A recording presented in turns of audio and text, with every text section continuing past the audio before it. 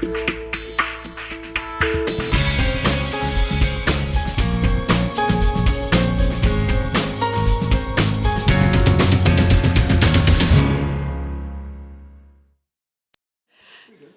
evening. Welcome to the Nashua Historical Society. Very pleased to have an absolutely excellent program again tonight.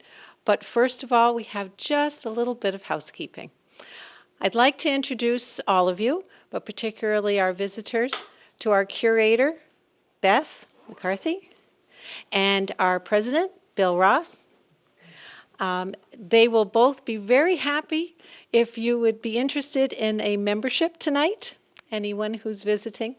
The Society has regular open meetings, such as tonight's, with excellent speakers, and it would always be a joy to welcome new people.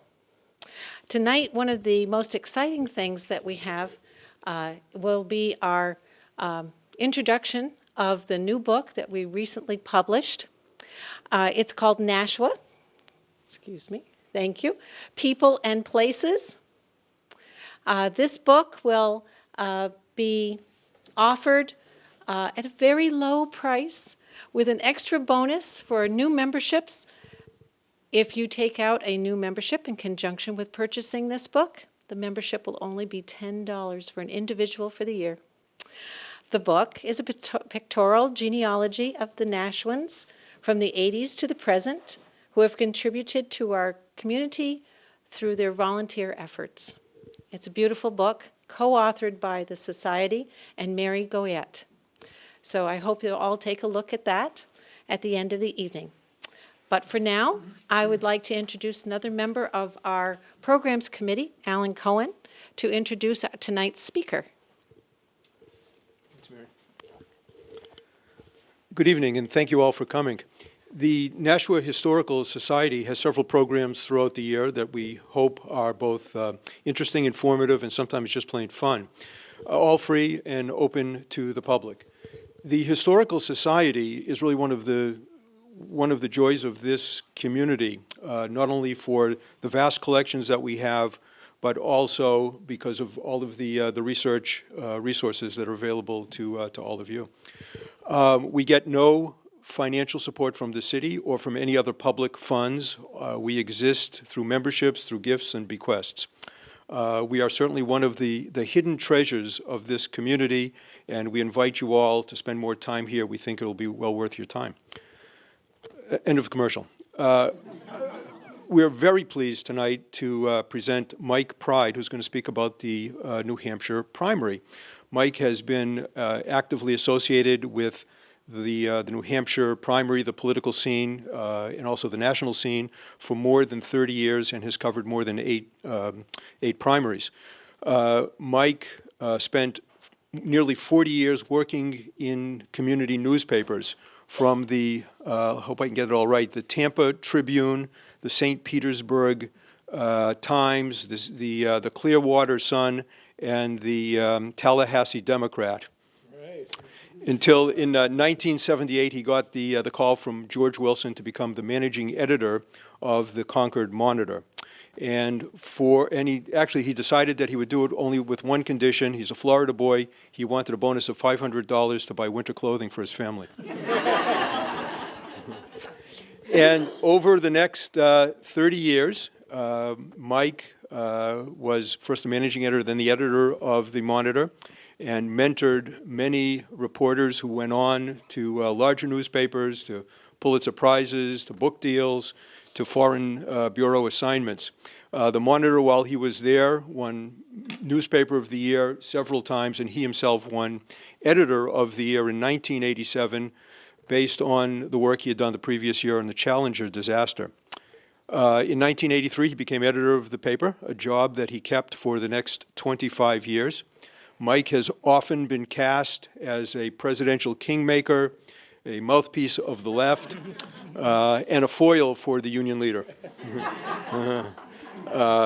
Mike is a former Nieman Fellow at Harvard, a twice Hoover media scholar at Stanford University, and he has written several books, those which he has brought with him tonight. Our Brave Boys, a story about the Civil War. Too Dead to Die, a story about a Florida man who survived the Bataan Death March. Something about a story about World War II, off to war. We went to war, and an update of the Elwyn Page book about Abraham Lincoln in New Hampshire. And his latest project is working on a book about the anti-slavery movement in New Hampshire. So please join me in giving a warm welcome to Mike Pride. Thank you.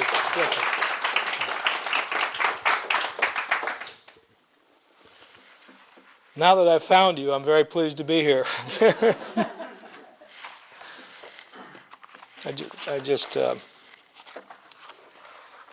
And I'll also add a plug about historical societies. We in Concord had the experience just this past weekend of losing the #1 local historian, someone who he was 92 years old. His name was Steve Winship. He was a great friend of mine. He wrote a history column for the Monitor for, I think, 23 years. And I think in that time he wrote 800 columns and nearly 1 million words. And it was very, very well followed column, and terrible to lose him because we don't really have anyone quite like that today. So take advantage of your historical society. I spent a lot of time in archives and a lot of time in historical societies, and they're really quite wonderful. Since I'm here, I feel like I have to tell you the story, or a story, behind the story of that famous moment in New Hampshire primary history, simply known as the Nashua debate. I had been in Concord for 2 years in 1980, so this was my very first primary campaign. It was an amazing and exhilarating experience. Jimmy Carter's Rose Garden strategy, Teddy Kennedy's challenge to a sitting president, and of course, the duel between George H.W. Bush and Ronald Reagan, with a stellar GOP cast also on the ticket. For background's sake, I should say that the media were very different then, both in New Hampshire and abroad in the country. There was no internet, no CNN, no Fox, no 24-hour news channels of any kind. We had copiers, but we had no fax machines yet. We had no cell phones. We had no Palm Pilots. We had none of the tools that have really cranked up the speed of journalism in the current time. Channel 9 was just a puppy. It was clumsy, it was inept, and it was under-equipped. I remember a cameraman dropping a camera during an on-air interview with a United States Senator in 1978. There was this big, loud clunk, and John Durkin simply disappeared from our screens. William Loeb was still the publisher of the Union Leader, the most powerful news operation in the state. In that 1980 primary, he used the paper to promote Ronald Reagan and to denigrate Reagan's rivals.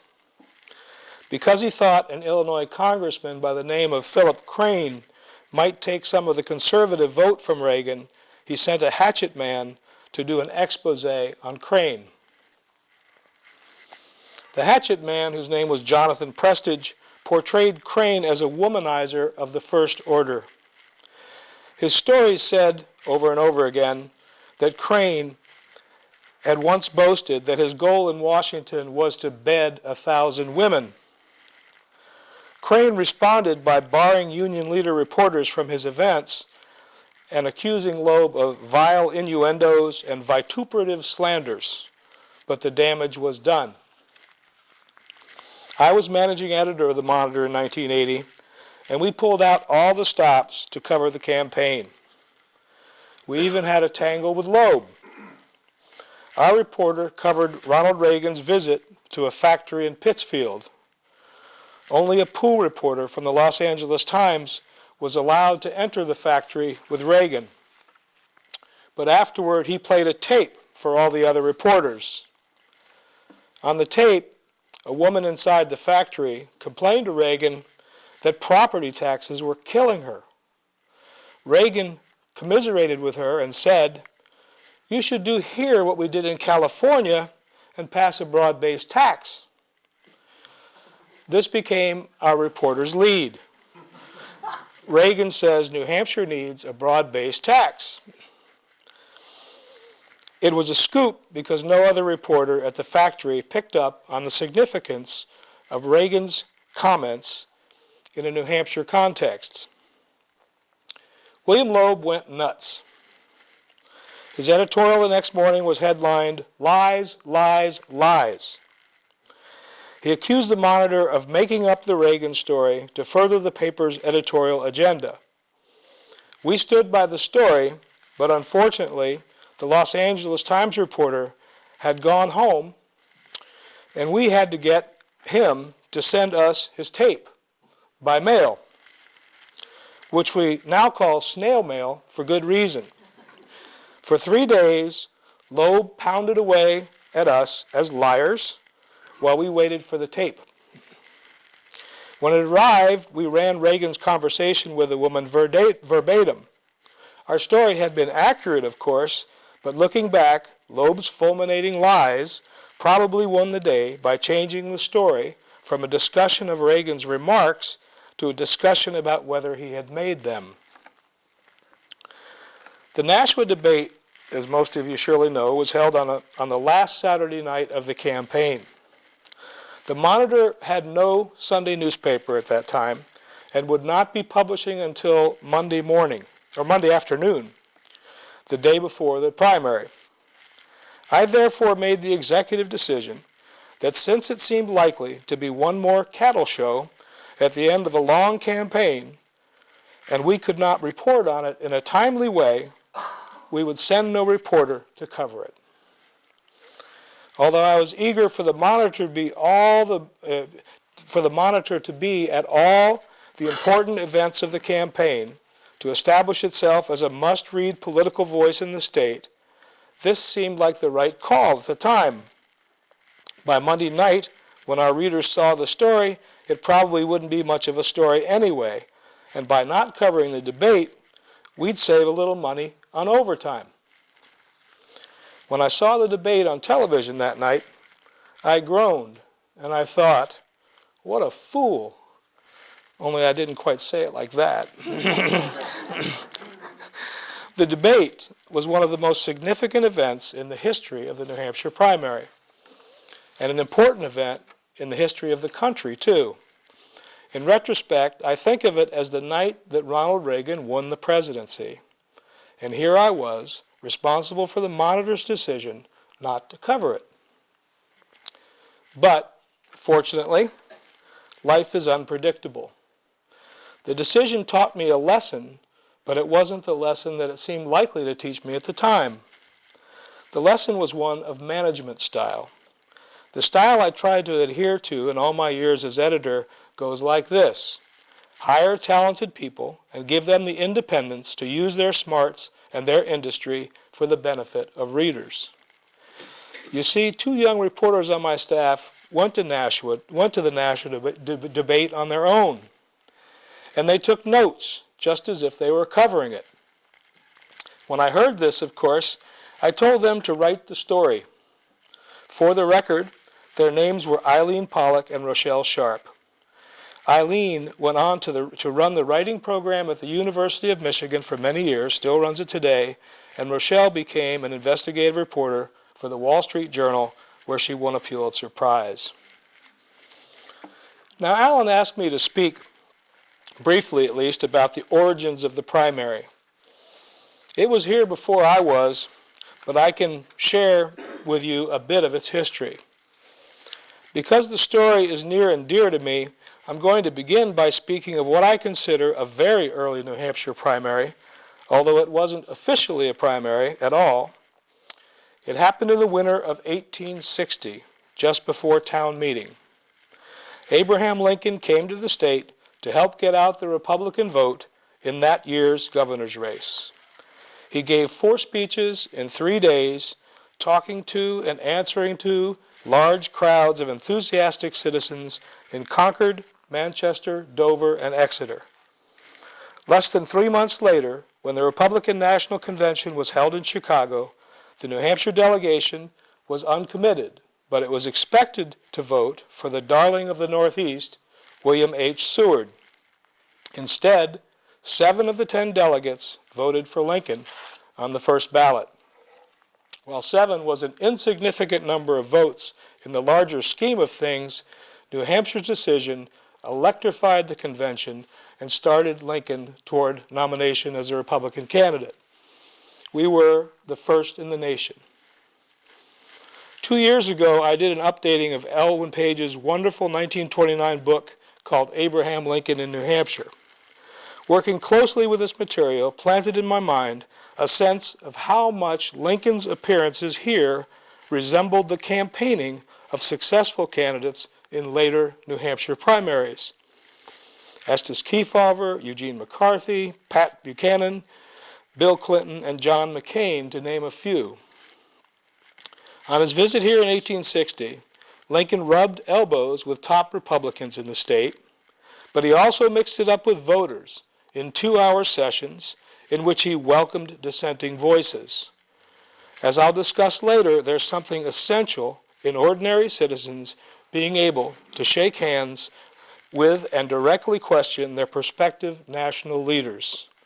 And Lincoln benefited from it as much as modern candidates have. But getting back to the history of the modern primary, beginning in 1916, New Hampshire voters, all men at the time of course, elected convention delegates on town meeting day in March. The delegates were either pledged to a particular candidate or uncommitted. This system lasted for more than 30 years, but by the 1940s, it had lost popularity with voters. Participation in 1944 was 18% of registered voters. In 1948, it was 27%. This prompted a Concord man by the name of Richard Upton, who was the Speaker of the New Hampshire House of Representatives, to propose a new system to increase turnout and make the primary more interesting. Passed in 1949, Upton's bill allowed for direct voting on potential presidential candidates, but still the result was informational only. A beauty contest, it was called. The new system took effect in 1952, and the results were electrifying. The Democratic Senator Estes Kefauver of Tennessee, a friendly man who liked to wear a coonskin cap like Davy Crockett, pressed the flesh all around New Hampshire. On primary day, he upset a sitting president, Harry Truman, who scoffed at the primary and did not campaign. It was really the end of Truman's presidency, or any hopes he had of going for another term. There have been many changes since 1952.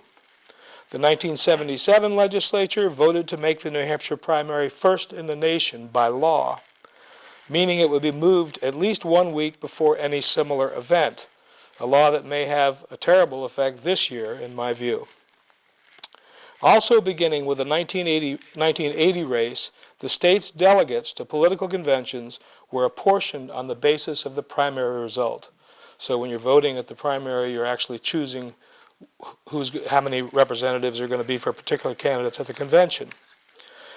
4 years later, the filing requirement was reduced to a $1,000 fee, expanding access to the ballot. Other additions, same-day registration, the right of undeclared voters to choose one side on the ballot and then reestablish their independent status right after voting, have added to the amazing popularity of the primary. What New Hampshire offers candidates, according to the late David Broder, is an engaged electorate.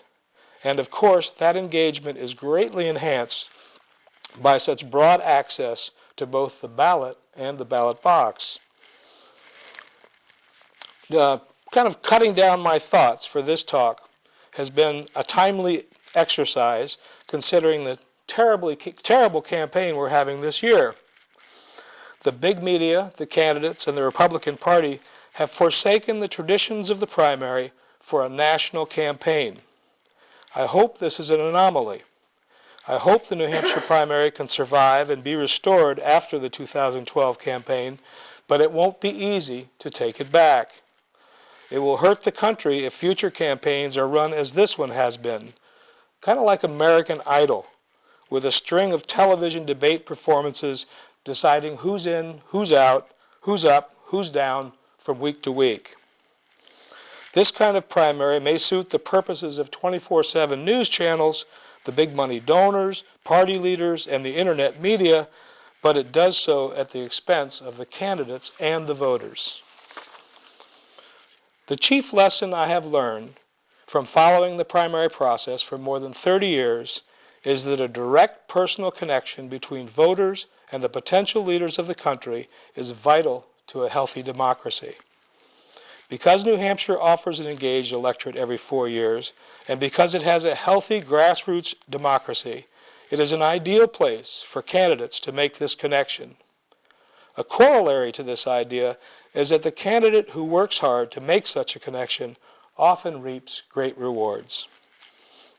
For good examples, I need go no farther back than the 2008 primary on both the Republican and the Democratic sides. We all know now that John McCain easily won the Republican nomination in 2008.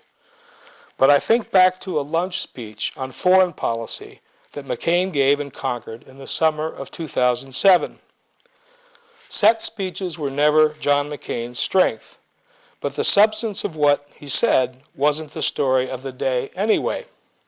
The story was McCain's sudden fall as a presidential candidate. He had collected oodles of cash, and his dysfunctional national campaign had spent every penny. He was broke and slumping in the polls. A huge contingent from the national press came to this foreign policy speech in Concord with the scent of a dead campaign in their nostrils. Mike Dennehy and Steve Dupree, two old hands from McCain's New Hampshire victory in 2000, made the rounds among groups of reporters trying to fend off this story. They failed utterly. When I asked Mike about this, he said he had known the national campaign was screwing up all along, but no one was willing to listen when he suggested to the big guys that they'd let McCain be McCain. It had taken a near collapse to wake even McCain up. What now? I asked Mike Dennehy. There's only one thing he can afford to do, Mike said. Get back on the bus. A few months later, I was present in Eagle Square in Concord on a chilly fall morning when McCain came to Concord to file to run. Only a few people were there to cheer him on. Most of them were old men in those black caps with the World War II and Korean War military units stitched in yellow on the front. McCain's habit was to call any audience my friends. But when he used the term with these men, it had a special resonance. Nevertheless, the morning was gray and melancholy. McCain's campaign still seemed on the brink of extinction. But in coming weeks, I went to several of the dozens of town meetings McCain held with voters. It was amazing how these events helped him get his mojo back. He took on any question. Like Lincoln 148 years before him, he went out of his way to let people who did not agree with him have their say. He listened, he gave direct answers, and in the end, he rose from the dead, easily winning the New Hampshire primary. The only thing that explains this victory is that even in a big country like ours, people like to think they know their national leaders. In the fall of 2008, as the Republican nominee for president, McCain got on the bus again, including one last ride in New Hampshire. I was privileged actually to go on that ride from Concord to Exeter. It might have helped him win the presidency had he been able to shake the albatross of economic collapse under the Republican incumbent. Now let's take a look at the 2008 Obama campaign in New Hampshire. No one could ever fault Barack Obama for being unwilling to give time to New Hampshire voters. And no candidate stood to gain more from town meetings, coffee klatches, and Rotary clubs than Barack Obama did. But willingness did not, in his case, equal opportunity. That is because the national media made Obama a rock star. And because it is easiest to cover a two-person race, they were only too happy to set up a duel between Obama and Hillary Clinton before the first caucus or primary vote had been cast. The problem for Obama was that he was such a star that any appearance in New Hampshire was certain to draw thousands of people. That might seem like a good problem for a candidate to have, but you can't have an intimate conversation with thousands of people. You can't gauge just what's on their minds and modify your political positions to match those concerns. You don't learn at the grassroots what it is the public expects of you should you become president. At the Monitor, we had Obama for 2 long editorial board interviews. He was smart, really genuinely nice and inquisitive, but he was also professorial and theoretical. I also heard him on the stump. One of the times I saw him in one of those large audiences, he was tired and his game was a little bit off his game.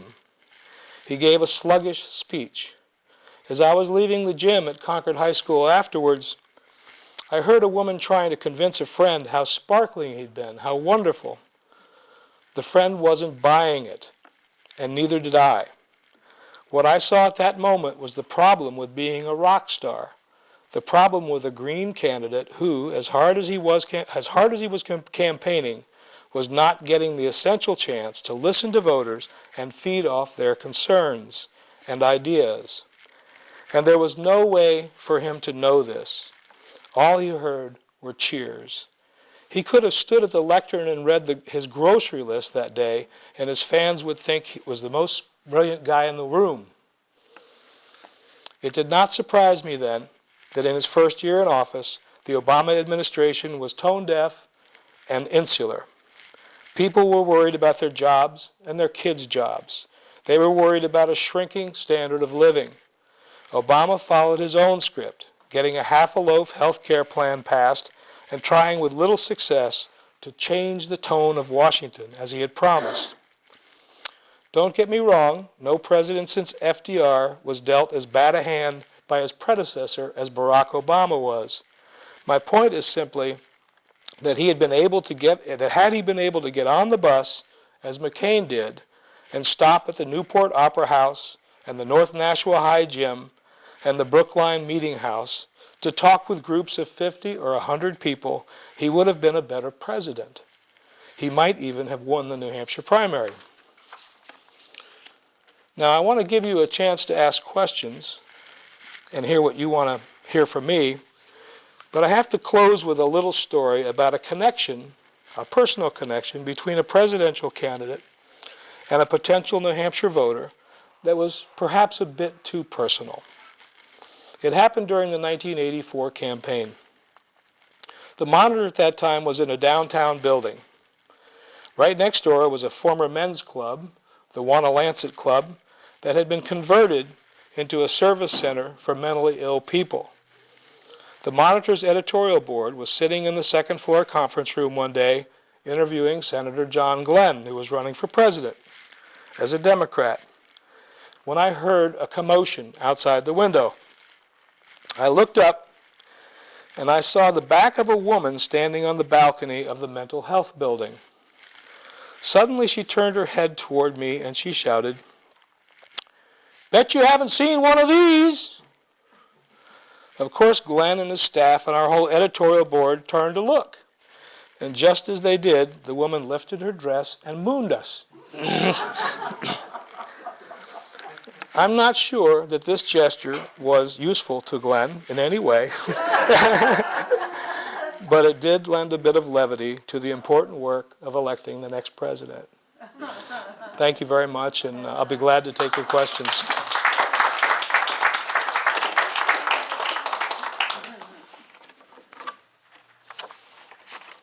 Yes, ma'am. How can we cut through the garbage to get to Obama and tell him what you've just told us? You know, I If he think, wants to succeed, he's got to change his style. But how do we get to him? you know, I kind of think he knows that. And I think today, even today, he said something about how he thought he had failed to connect with what people wanted him to do. So I don't think that he doesn't know it, but I don't know if he knows what to do about it. But his handlers behind him, they're going to go for the big stuff, you know. Right. Well, It's not going to make him the next president. no, I definitely think he's in trouble, but I also think that you have to be a little careful to judge what's going to happen a year from now, more than a year from now in the election, because what you have right now is you have kind of open season on the president by Republican candidates, because we have no Democratic. We've noticed. Yeah, you have no Democratic primary, so you don't have. He's not really defending himself, and in fact. One of the things that troubles me about Obama is that he doesn't defend himself very well when he does defend himself. I think that's a really big problem. His tendency is to want to say, you know, I made a mistake. And I've watched presidents and presidential candidates for many decades, and I've never heard one say that until him. He said that after the 2010 election, and he's been saying it lately as well. So I think that's a little bit, it's okay to, I mean, we all want to admit, should admit our mistakes, but you really have to have the sort of the second half of that statement, you know, the alternative. Oh, I screwed up, but here's what I'm going to do now, and really sell yourself in that way. Yes, sir. I read today, I think it was in the Telegraph, that the primary may be moved up to December 6th. And you were telling a story about 1980, and as I recall, it was February, maybe even March of election year that it was held. Do you remember the date of the 1980? No, I don't, but I'm going to say it's something like March 6th, something like the traditional right before town meeting date, somewhere right around then. Do you see this trend continuing? I mean, well, they're talking about December 6th because of Florida and South Carolina. And Nevada as well. Right.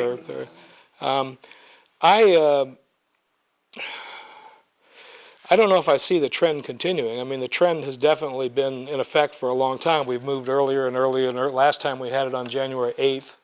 And so it's moved, you know, from that early March date to a late February date to a mid-February date to an early February date to an early January date. And I think that there's a very good chance that we'll hold it in December of this year. You know, it's one of those things where there is not any kind of organizational ability to deal with it. Basically, you know, we can hardly complain because our own state passed a law that said we're going to be first no matter what. So we didn't say we're going to hold it on February 6th no matter what, or March 6th no matter what. We said we're going to be first no matter what. And that's basically what you see, is other states trying to gain influence by moving it ever forward. But I also think that there is, I mean, I think there's been a difference over time between Republican and Democratic primaries. I think Republicans have often wanted to get it over with. You know, I think that they really want to get their nominee and move on. And so they don't really resist this kind of movement the way the Democratic Party might. But you know, and I also think that everyone's going to recognize that this was a very, by shortening the process this much, and you know, I don't love Rick Perry, but I feel sorry for him. I mean, the man got in the race, and 3 days later he was in a debate. You know, you're not ready for that. You're not ready for a debate after 3 days on the campaign trail. You really need a lot of time to go out and see what people want in a president. And so it's really kind of, and then, you know, there's another debate next week, and one the week after that, one the week after that.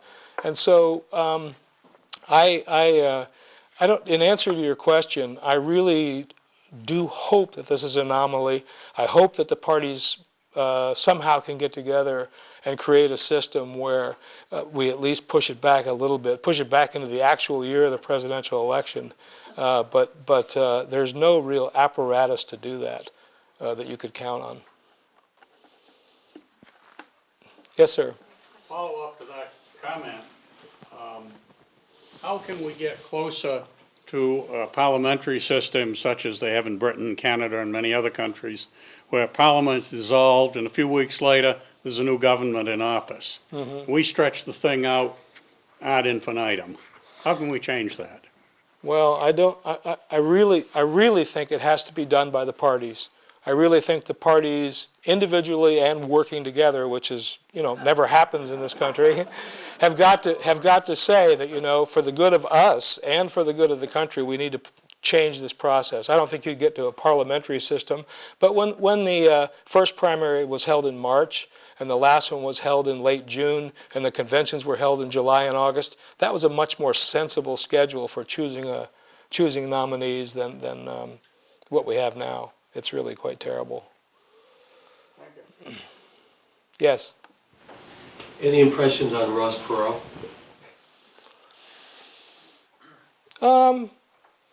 I see Ross Perot as being kind of in a class of candidates who are very interesting but very unlikely ever to be president.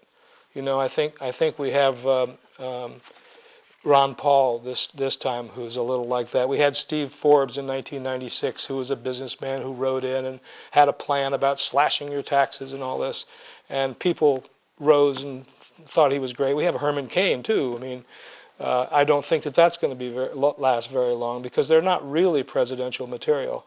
I think Perot probably got Bush 1 defeated and won the presidency for Bill Clinton because he did get a lot of votes.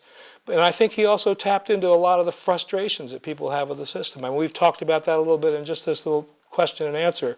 We're all really frustrated by the process, and we'd like to see it change. And we can all see that it's illogical and it's not good for us.